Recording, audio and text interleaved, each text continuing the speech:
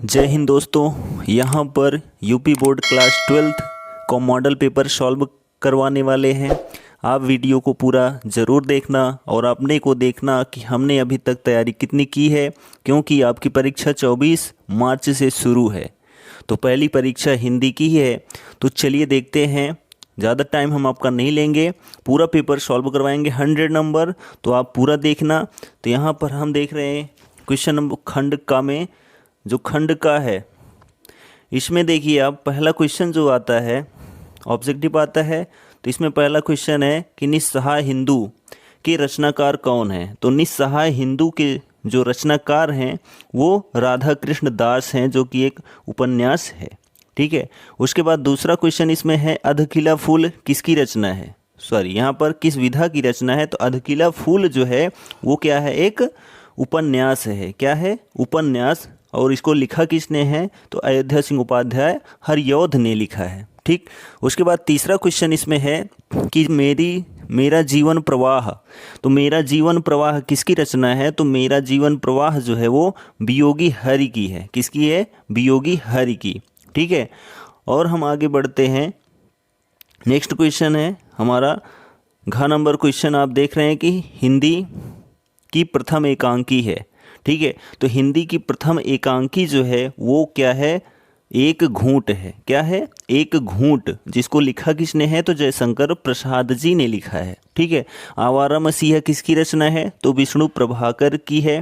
ठीक, जो कि एक उपन्यास है। और उसके बाद जो है लाल तारा जो है वो रामवृक्ष बेनीपुरी का जो है एक रेखा चित्र है। ठीक। आगे बढ़ते हैं। तो यहाँ पर लिखा है क्वेश्चन कि कल्प वृक्ष। तो कल्प वृक्ष के रचयिता कौन है, वो भी एक निबंध है। तो कल्प वृक्ष के जो रचयिता हैं वो वासुदेव शरण अग्रवाल जी हैं। कौन है, वासुदेव शरण अग्रवाल।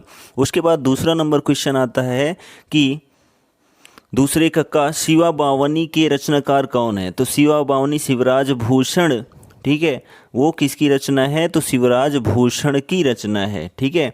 उसके बाद देखिए ख नंबर, इनमें से तुलसीदास की रचना, ये यहाँ पर थोड़ा गलत मिस्टेक हो गया है, तुलसीदास की रचना है। तो इसमें जो है तुलसीदास की रचना जो है वो गीतावली है। ठीक।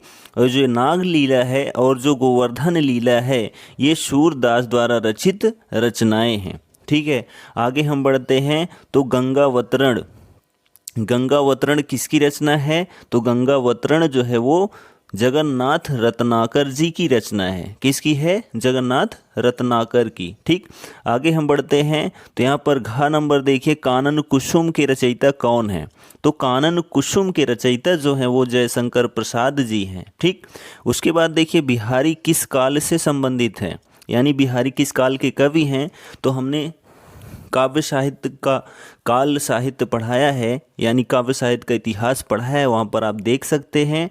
तो वहाँ पर आपको ये मिल जाएंगे। जो बिहारी दास जी हैं वो रीतिकाल से संबंधित हैं। किससे संबंधित हैं, रीतिकाल से। उसके बाद देखिए नेक्स्ट क्वेश्चन आ जाता है यहाँ पर गद्यांश के थ्रू 5 क्वेश्चन 10 नंबर का आता है। तो यहाँ पर देखिए, न्यूनतम भाषा सामाजिक भाव प्रकटीकरण को सुबोधता के लिए उद्दिष्ट है, उसके अतिरिक्त उसकी ज़रूरत ही सोची नहीं जाती है। तो यहाँ पर हमने देखा कि भाषा लिखा है, तो भाषा और उसके बाद सामाजिक भाव प्रकटीकरण, यानी हम अपने भावों को जो है किसके माध्यम से प्रकट करते हैं, तो भाषा के माध्यम से।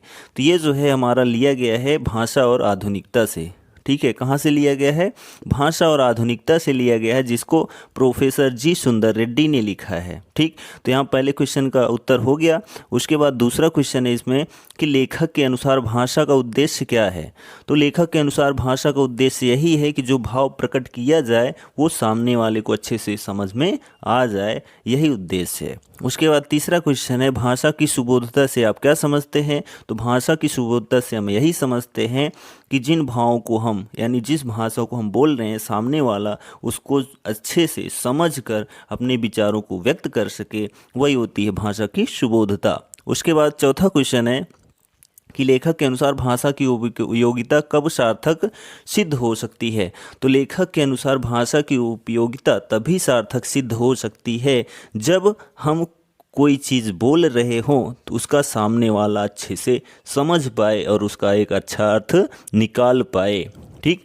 उसके बाद है सुबोधता और सार्थकता तो यहाँ पर सुबोधता का क्या करना है, उपसर्ग बताना है, तो इसमें सु उपसर्ग है। और जो सार्थकता है उसमें प्रत्यय बताना है, तो इसमें ता प्रत्यय है। ठीक है, आगे बढ़ते हैं। इसमें अथवा करके जो क्वेश्चन दिया गया है, तो जो अथवा करके है आप देखिए यहाँ पर लिखा है कि भूमि का निर्माण देवों ने किया है या अनंत काल से। ठीक है, तो यहाँ पर अगर हम पूरा पढ़ते हैं तो यहाँ पर राष्ट्र का स्वरूप आता है, यहाँ पर आप राष्ट्रीयता देख पा रहे हैं। ठीक है, राष्ट्रीय देख पा रहे हैं। तो ये सारी जानकारी अगर आप पाठ पढ़ेंगे तो आपको पता चल जाएगा ये राष्ट्र का स्वरूप से लिया गया है, जिसको लिखा है वासुदेव शरण अग्रवाल जी ने। तो इसका पहला आंसर हो गया। उसके बाद दूसरा क्वेश्चन इसमें जो आता है उसमें लिखा है कि प्रस्तुत गद्यांश में लेखक ने किस बात पर बल दिया है। तो प्रस्तुत गद्यांश में जो है लेखक ने जो है किस बात पर बल दिया है, तो बात यही है कि जो भूमि है वो धरती के रूप में प्रसिद्ध है और इसकी उपयोगिता और महिमा के प्रति सार्थक रहने, यानी इसके प्रति जो है अपनी निष्ठा बनाए रखने के लिए समृद्ध करने वाले पर बल दिया गया है। ठीक, और उसके बाद देखिए तीसरा क्वेश्चन क्या है कि लेखक ने हमारे कर्तव्य के प्रति क्या विचार प्रस्तुत किए हैं। तो लेखक ने हमारे कर्तव्य के प्रति जो है, जो हमारी धरती है वो अनंत काल से है, जिसका निर्माण देवों ने किया है। ठीक, और इसका जो स्वरूप है वो बड़ा अतुलनीय है। उसके बाद चौथा क्वेश्चन है कि राष्ट्रीयता की भावना कब निर्मूल मानी जाती है। तो राष्ट्रीयता की भावना तभी निर्मूल मानी जाती है जब हम अपनी राष्ट्रीय विचारधाराओं को अपनी वस्तु जो हमारी पृथ्वी है उसके प्रति जो है सचेत नहीं रहते हैं, यानी अपनी पृथ्वी के लिए कुछ नहीं करते हैं, तब वह जो है राष्ट्रीयता निर्मूल मानी जाती है। यानी अपनी जहाँ पर हमने जन्म लिया है वहाँ पर अपने लिए कुछ नहीं करते हैं, उसके प्रति कुछ नहीं अपने भावों को व्यक्त करते हैं, वहाँ पर जो हमारी राष्ट्रीयता है वो निर्मूल मानी जाती है। उसके बाद इसमें पांचवा क्वेश्चन है, क्या है, निर्मूल और पल्लवित में उपसर्ग और प्रत्यय बताना है। तो यहाँ पर जो है निर्मूल में जो उपसर्ग है वो निर है और पल्लवित में जो प्रत्यय है वो इत प्रत्यय है। ठीक है, उसके बाद आगे बढ़ते हैं। तो क्वेश्चन नंबर जो है चौथा आ जाता है जो पद्यांश पर आधारित होता है। ठीक, तो ये जो पद्यांश पर आधारित होता है ये भी 10 नंबर का होता है। ठीक, इसके पहले हमने आपको बहुत सारे मॉडल पेपर बता दिए हैं, आप वहाँ से समझ पाएंगे। तो देखिए यहाँ पर क्या है कि कहते आते थे नरदेही, कहते आते थे यह सभी नरदेही, माता न कुमाता पुत्र कुपुत्र भले ही, अब कहें यूँ सभी हाय। ठीक है, तो यहाँ पर हमने पढ़ लिया तो ये हमको लग गया कि ये कैकेयी के अनुताप से लिया गया है। तो कैकेयी का अनुताप किसने लिखा है, तो मैथिली शरण गुप्त जी ने लिखा है। ठीक है, जो उनकी प्रसिद्ध रचना बड़ी रचना साकेत है वहीं से लिया गया है। ठीक, तो यहाँ पर हम इसके थ्रू जो है 5 क्वेश्चंस हैं उनको देखते हैं। तो यहाँ पर देखिए पहला क्वेश्चन है कि प्रस्तुत पद्यांश में कवि ने क्या भाव व्यक्त किया है। तो जो कवि ने भाव व्यक्त किया है वो यही किया है कि जो कैकेयी है, कैकेयी के द्वारा भरत को न पहचान पाने का पश्चाताप व्यक्त किया गया है इस पद्यांश में। ठीक है, यानी कैकेयी जो है पश्चाताप कर रही है, यही भाव व्यक्त किया गया है। दूसरा क्वेश्चन है कि है पुत्र पुत्र ही रहे कुमाता कुमाता। ठीक है, तो जो यहाँ पर इसका आशय यानी अर्थ बताना है। तो यहाँ पर जो है कैकेयी के प्रति जो है कवि कहता है कि विधाता के नियमों के विरुद्ध आज पुत्र तो पुत्र ही है, लेकिन माता जो है वो कुमाता हो गई है। अर्थात इस पहले कहा जाता था कि जो पुत्र है वो कुपुत्र हो सकता है लेकिन माता कुमाता नहीं हो सकती है, लेकिन ये बात जो है असत्य साबित हो गई है आज के दिन। उसके बाद तीसरा क्वेश्चन है, प्रस्तुत पद्यांश के आधार पर यह कैसे व्यक्त किया जा सकता है या कहा जा सकता है कि कैकेयी ने भरत के हृदय को नहीं समझ पाया। तो यहाँ पर यही कहा जा सकता है कि कैकेयी कहती है कि मैंने अपने पुत्र भरत का केवल बाहरी रूप ही देख पाया, उसके अंदर क्या है वो नहीं जान पाई, इसीलिए मैं उसकी मन को नहीं समझ पाई, क्योंकि उनका जो प्रेम था वो राम के प्रति था। ठीक, उसके बाद चौथा क्वेश्चन है कैकेयी को कौन सी बात सता रही है। तो कैकेयी को जो है यही बात सता रही है कि युगों युगों से पुत्र कुपुत्र हो सकता था, होता था, लेकिन आज माता कुमाता हो गई है। यानी अपने भरत जैसे अनमोल पुत्र को नहीं समझ पाई। उसके बाद देखिए 5वां क्वेश्चन है, परमार्थ का संधि विच्छेद करते हुए उसका भेद बताइए। यानी कि परमार्थ का संधि विच्छेद होगा परम धन अर्थ। ठीक है, परम धन अर्थ जिसका जो कि दीर्घ स्वर संधि है। ठीक, परम धन अर्थ आ बराबर बड़ा। ठीक, ये दीर्घ स्वर संधि है। उसके बाद आगे बढ़ते हैं, अथवा करके जो क्वेश्चन दिया रहता है, लिखा है कि दूसरी होगी कहानी शून्य में जिसके मिटे स्वर। ठीक है, तो दूसरी होगी कहानी शून्य में मिटे जिसके स्वर। यहाँ पर अगर हम देखते हैं तो ये गीत से लिया गया है। धूलि में खोई निशानी आज जिस पर प्रलय विस्मित, मैं लगाती चल रही नित मोतियों की हाट और चिंगारियों का एक मेला। ठीक है, तो यहाँ पर जो है नाली ला यहाँ पर टिक हमने बनाया था, तो ये जो है गीत नंबर 2 से लिया है। कहाँ से लिया गया? गीत नंबर 2 से, जो कि महादेवी वर्मा की रचना है दीप शिखा, उसी से लिया गया है। तो पहले पद्यांश का जो है पहले क्वेश्चन का आंसर हो गया, यह गीत गीत 2 से दीप शिखा रचना है महादेवी वर्मा की। ठीक, आगे बढ़ते हैं। इसमें क्वेश्चन नेक्स्ट जो आता है, यहाँ क्वेश्चन दूसरा है कि लेखिका के अनुसार दूसरी कहानी क्या है। तो लेखिका के अनुसार जो दूसरी कहानी है वो यही है कि लक्ष्य को प्राप्त किए बिना अपने स्वरों को क्षीण नहीं किया जा सकता है। यानी लक्ष्य को बिना प्राप्त किए दूसरे पर दूसरी चीज़ को प्राप्त करना गलत है। इसलिए जो लक्ष्य निर्धारित किया जाए उसको उस पर काम करते रहना चाहिए, नहीं तो वो पद चिन्ह क्या होते हैं, यानी वो निशानी मिट जाती है। ठीक है, यानी आप अपने लक्ष्य को जब तक प्राप्त न कर लें तब तक उसी पर डटे रहें, क्योंकि अगर अन्य आप लक्ष्य निर्धारित करेंगे तो वो जो लक्ष्य निर्धारित किया था उसके जो चिन्ह हैं वो मिट जाएंगे। उसके बाद तीसरा क्वेश्चन है, प्रदत्त पद्यांश में किस भाव की अभिव्यक्ति हुई है। तो जो यहाँ पर भाव की अभिव्यक्ति हुई है यही हुई है कि जो आप लक्ष्य निर्धारित किए हैं किसी भी रूप में या किसी को पाने के लिए, तो उस पर आप अडिग रहेंगे, उसको जो है आप बदलेंगे उस पर से नहीं, तब तो वो जो है आपके भाव जो हैं यानी आपकी जो कामनाएं हैं वो पूर्ण होंगी। अगर हम यहाँ पर लेखिका के अनुसार बात करें तो अपना सर्वस्व न्यौछावर करके ईश्वर को प्राप्त किया जा सकता है, क्योंकि गीत में ईश्वर की चर्चा हुई है। उसके बाद चौथा क्वेश्चन है कि लेखिका परमात्मा रूपी प्रियतम की प्राप्ति के लिए किसका बाजार लगा रही है। तो आंसुओं का बाजार लगा रही है। ठीक है, क्योंकि उसके जो आंसू हैं वो मोतियों के रूप में उसको बाजार में बेचने का प्रयत्न कर रही है। उसके बाद इसमें क्वेश्चन है कि प्रलय आज शब्दों के विलोम शब्द लिखिए। तो प्रलय का होता है सृजन, क्या होता है? सृजन होता है, और आज का क्या होता है? कल होता है। ठीक है, ये विलोम शब्द है। आगे बढ़ते हैं तो यहाँ पर पांचवा क्वेश्चन आ जाता है। तो पांचवा जो है वो एक लेखक का साहित्यिक परिचय और प्रमुख रचना करना होता है। तो लगभग 3 से 4 लाइन में जीवन परिचय लिखना होता है, 4 से 5 लाइन में साहित्यिक योगदान या परिचय लिखना होता है। उसके बाद जो भी उनकी रचनाएं हैं उसको लिखना होता है सीरियल वाइज। तो जान लीजिए आपको पूरा 5 नंबर मिल जाता है। तो वासुदेव शरण अग्रवाल बहुत इंपॉर्टेंट हैं, और इसमें प्रोफेसर जी सुंदर रेड्डी को भी याद कर लेते हैं तो बेटर है, आपको 5 नंबर यहाँ कन्फर्म है मिल जाएगा। 5वें का खा देखिए यहाँ पर, तो खा नंबर क्या है? एक कवि का। ठीक है, तो यहाँ पर महादेवी वर्मा, सुमित्रा नंदन पंत, मैथिली शरण गुप्त, इन तीनों में से किसी एक का आप जीवन परिचय लिखेंगे।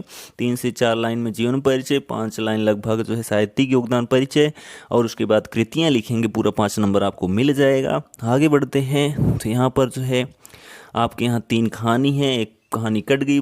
ठीक, तो यहाँ पर पंचलाइट ध्रुव यात्रा की कथा वस्तु लिखनी है और बहादुर कहानी का उद्देश्य लिखना है। तो बहादुर कहानी का उद्देश्य हमने इस वीडियो पर अपलोड किया है अपने चैनल पर, वहाँ पर आप देख कर लिख सकते हैं। 5 नंबर आपको मिल जाएगा।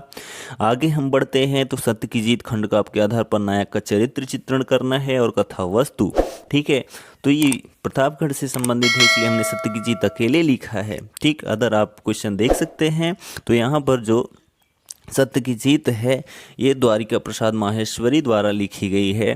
ठीक, और इसमें जो नायक बनते हैं उसमें बनते हैं युधिष्ठिर। ठीक है, तो युधिष्ठिर का जो चरित्रण है वो हम हेडिंग के रूप में बता दे रहे हैं। वो सरल हृदय वाले व्यक्ति थे, यानी सरल हृदय व्यक्तित्व वाले, और धीर गंभीर, अदूरदर्शी, विश्व कल्याण के लिए आगे, सत्य और धर्म के अवतार यानी सत्यवादी और धार्मिक प्रवृत्ति के।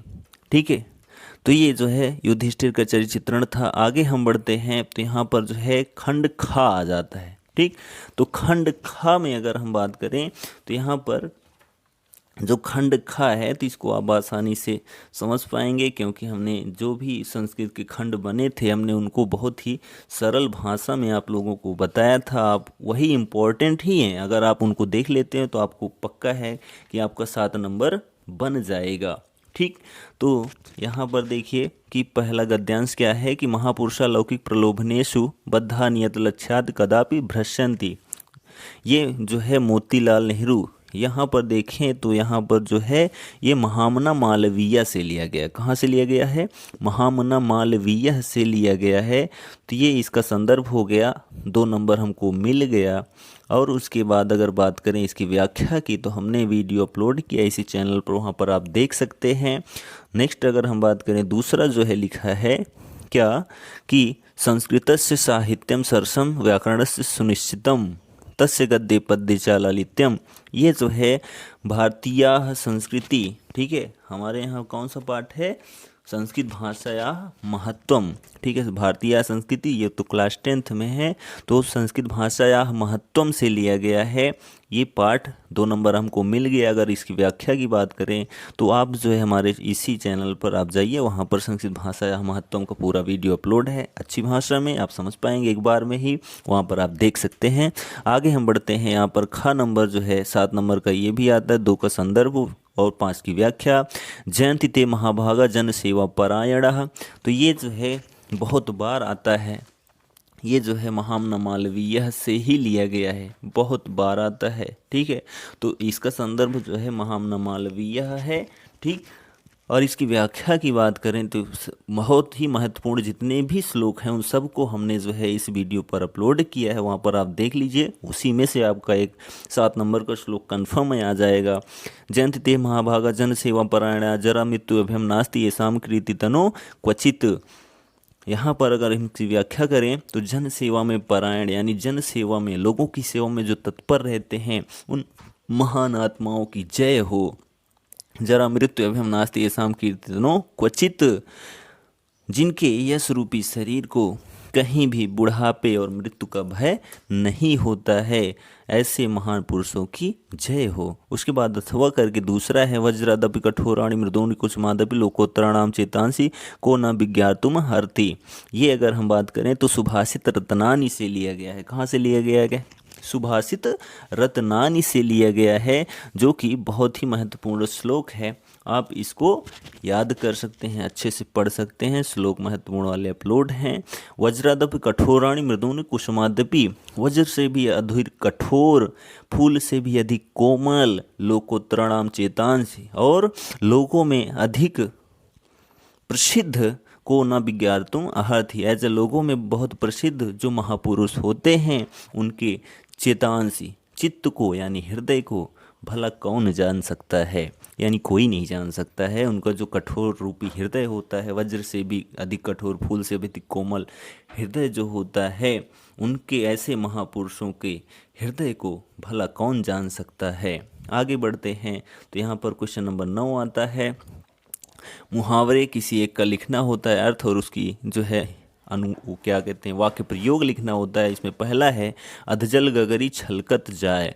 तो अधजल गगरी छलकत जाए का मतलब यही अधजल, ठीक है, यानी कम हो, छलकत जाए यानी गिरता चला जाए, यानी कम ज्ञान और दिखावा अधिक। ठीक है, कम ज्ञान हो लेकिन दिखावा अधिक हो, अधजल गगरी छलकत जाए। दूसरा इसमें है कि अधिक चना, अकेला चना भाड़ नहीं फोड़ सकता, यानी कि अकेला व्यक्ति बड़ा काम नहीं कर सकता। उसके बाद इसमें तीसरा है 3 13 होना, यानी कि बिखर जाना। ठीक है। 3 13, 3 से 13 हो जाए यानी बिखर यानी टूट जाएगा ना, तो यानी बिखर जाना। ठीक। उसके बाद घ नंबर है अंगूठा दिखाना। इसका कई अर्थ होता है। आप देखे हैं कि अंगूठे दिखाकर जो है बिल कहा जाता है यानी अच्छा कहा जाता है। तो यहाँ पर जो है अंगूठा दिखाना का मतलब साफ मना कर देना, इनकार कर देना, या फिर जो है किसी को चिढ़ाने के लिए भी अंगूठा दिखाया जाता है, या फिर किसी की सहायता करने, ठीक है, सहायता करने से मना करने के लिए भी अंगूठा दिखाया जाता है। ठीक है। तो अंगूठा दिखाने का अलग अलग अर्थ होता है। उसके बाद तो यहाँ पर जो अर्थ इसका होगा साफ मना कर देना। ठीक। आगे हम बढ़ते हैं। तो यहाँ पर 10 नंबर क्वेश्चन आ जाता है संधि विच्छेद। ठीक। विकल्प रहते हैं 4, उसमें से आपको टिक करना होता है। तो यहाँ पर जो है महोत्सव लिखा है, तो महोत्सव का महाधन उत्सव। तो महाधन उत्सव क्या है? पहला वाला महाधन उत्सव। उसके बाद परमेश्वर लिखा है, तो परम धन ईश्वर। तो यहाँ पर परम धन ईश्वर की बात करें तो यही एक क्वेश्चन नंबर 3 ये सही है। ठीक है। यहाँ पर जो है थोड़ा सा की गलती हुई है। आगे बढ़ते हैं। गायका, तो गायका का क्या होगा? गय धन अकह। तो यहाँ पर भी तीसरा नंबर सही है, गय धन अकह। आगे बढ़ते हैं। तो यहाँ पर जो है शब्द युग्म आ जाता है। तो इसमें देखिए वसन व्यसन। ठीक है। तो वसन और व्यसन का क्या होगा? तो वसन मीन्स होता है वस्त्र। क्या होता है? वस्त्र। और व्यसन का मतलब होता है आदत, यानी वस्त्र और आदत। उसके बाद नेक्स्ट क्वेश्चन है इसमें अपेक्षा उपेक्षा। तो अपेक्षा मीन्स होता है तुलना। ठीक है। क्या होता है? तुलना। तो यहाँ पर तुला लिख दिया गया, यहाँ पर तुलना होना चाहिए। और उपेक्षा का मतलब होता है अवहेलना या निरादर करना। ठीक है।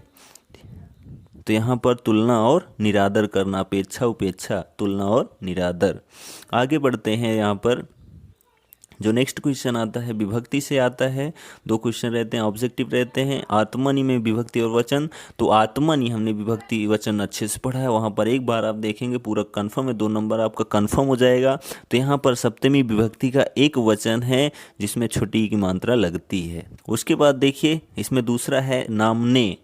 तो आत्मा और नाम 2 ही आपके यहाँ विभक्ति पढ़नी है। तो नामने में जो है वो क्या है? चतुर्थी विभक्ति का एक वचन है। आगे हम बढ़ते हैं। यहाँ पर क्वेश्चन नेक्स्ट है। तो यहाँ पर 3-4 शब्द रहते हैं, उसमें से 2 का अर्थ, एक का 2 अर्थ लिखना होता है, 2 नंबर मिलता है।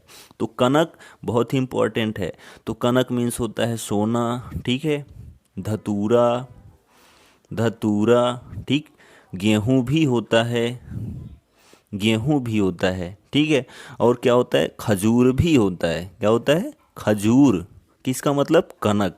उसके बाद दूसरा जो इसमें है कर। कर मतलब होता है हाथ। ठीक है। टैक्स भी होता है। ठीक। टैक्स भी होता है। और क्या होता है? किरण होती है। क्या होती है? किरण। और हाथी का सूंड होता है कर मीन्स। उसके बाद अंबर लिखा है, तो अंबर मीन्स होता है आकाश। ठीक है। आकाश। और उसके बाद होता है वस्त्र। ठीक। वस्त्र। और एक इत्र भी होता है। क्या होता है? इत्र होता है। और इसको हम अनंत भी लिख सकते हैं। ठीक। आगे हम बढ़ते हैं। तो यहाँ पर वाक्यांशों के लिए एक शब्द यानी अनेक शब्दों के एक शब्द यहाँ पर ऑप्शनल आता है। तो जो किए गए उपकार को मानता है उसको क्या बोलते हैं? तो उसको जो है कृतज्ञ बोलते हैं। क्या बोलते हैं? कृतज्ञ। और जो नहीं मानता है उसको क्या बोलते हैं? कृतघ्न बोलते हैं। ठीक है। और जो परोपकार करता है उसको क्या बोलते हैं? परोपकारी। ठीक है। और जो अपने कामों में लगा रहता है उसको बोलते हैं कर्मठ। ठीक। इसमें देखिए जानने की इच्छा रखने वाला क्या कहलाता है? तो जिज्ञासु कहलाता है। क्या कहलाता है? जिज्ञासु। ठीक है। आगे बढ़ते हैं। नेक्स्ट क्वेश्चन है। तो इसमें शुद्ध करना है 2 वाक्यों को, 4 से 5 वाक्य दिए जाते हैं। तो यहाँ पर लिखा है दही बहुत खट्टी है। तो दही बहुत खट्टी है ये सही वाक्य है, यहाँ पर गलती कोई नहीं है। दूसरा है शेर को देखकर उसके प्राण सूख गया। ठीक है। तो यहाँ हो जाएगा शेर को देखकर उसके प्राण निकल गए। ठीक है। और उसके बाद तीसरा है मेरे को कुछ मालूम नहीं मालूम है। तो यहाँ हो जाएगा मुझे कुछ नहीं मालूम है। ठीक है। उसके बाद देखिए यहाँ पुत्री पराया धन होता है, नहीं, पुत्री पराया धन होती है क्योंकि स्त्रीलिंग है। ठीक। आगे बढ़ते हैं। तो यहाँ पर जो है आपका आ जाता है वीर रस करुण रस। तो यहाँ पर वीर रस की अगर हम बात करें तो एक ही परिभाषा हम रस की बताएंगे जहाँ पर विभाव अनुभाव संचारी भावों के योग से उत्साह नामक अस्थायी भाव जागृत होता है। वहाँ पर वीर रस होता है, वीर तुम बढ़े चलो, धीर तुम बढ़े चलो, सामने पहाड़ों, सिंह की दहाड़ो, तुम कभी रुको नहीं, तुम कभी झुको नहीं। उसके बाद करुण की अगर बात करें तो जहाँ पर विभाव अनुभाव संचारी भाव के योग से शोक नामक अस्थायी भाव जागृत होता है, वहाँ पर करुण रस होता है। और उदाहरण की बात करें तो हे खग हे मृग हे मधुकर श्रेणी, तुम देखी सीता मृग नयनी। उसके बाद यहाँ पर जो दूसरा क्वेश्चन है वो है अलंकार से श्लेष अलंकार क्या होता है। जब एक शब्द की आवृत्ति एक ही बार हो और उसके अर्थ जो है अनेक हो, वहाँ पर श्लेष अलंकार होता है। जैसे पानी गए न उबरे मोती मानुष चून, तो यहाँ पर पानी का अर्थ जो है चमक के लिए, मनुष्य के लिए इज्जत, और जो है चूने के लिए यानी आटे के लिए जो है स्वयं पानी। उत्प्रेक्षा अलंकार क्या होता है, जब उपमेय में उपमान की संभावना की जाती है या दो वस्तुओं के बीच में जहाँ पर संभावना की जाए वहाँ पर उत्प्रेक्षा अलंकार होता है। नेत्र मानो कमल है, तो यहाँ पर जो मानो शब्द बोधक शब्द लगा है ये जो है उत्प्रेक्षा अलंकार को दर्शाता है। उसके बाद इसमें छंद से है तो सोरठा छंद क्या होता है, दोहा और सोरठा दोनों एक दूसरे का विलोम होते हैं। तो यहाँ पर हम चाहे सोरठे को बताएं चाहे दोहे को बताएं, तो यहाँ पर हम दोहे को बता देते हैं। तो यह एक अर्धसम्मात्रिक छंद है। इसके में 4 चरण होते हैं। इसके पहले और तीसरे चरण में 13-13 मात्राएं, दूसरे और चौथे चरण में 11-11 मात्राएं होती हैं। तो दोहे का अगर हम उदाहरण की बात करें तो बहुत सारे उदाहरण हैं। रहीमन पानी राखिए, बिन पानी सब सून, पानी गए न उबरे मोती मानुष चून। तो इसको हम उल्टा कर डालेंगे, दूसरे को पहला, ठीक है, और चौथे को तीसरा कर देंगे तो हमारा जो है सोरठा बन जाएगा। ठीक, कोई दिक्कत नहीं। आगे इसमें है पत्र लेखन। तो पत्र लेखन रोजगार करने के लिए बैंक से ऋण प्राप्ति हेतु बैंक के प्रबंधक को आवेदन पत्र। ठीक, पत्र कैसे लिखा जाता है हमने वीडियो अपलोड किया इसी चैनल पर, वहाँ पर आप देख सकते हैं। उसके बाद दूसरा इसमें अथवा करके है कि जो ये 2 नंबर दिया जाता है ये आपके मेन थीम पर दिया जाता है, जो एज ऊपर नीचे लिखा जाता है। और उसके बाद डिस्क्रिप्शन के लिए 4 नंबर।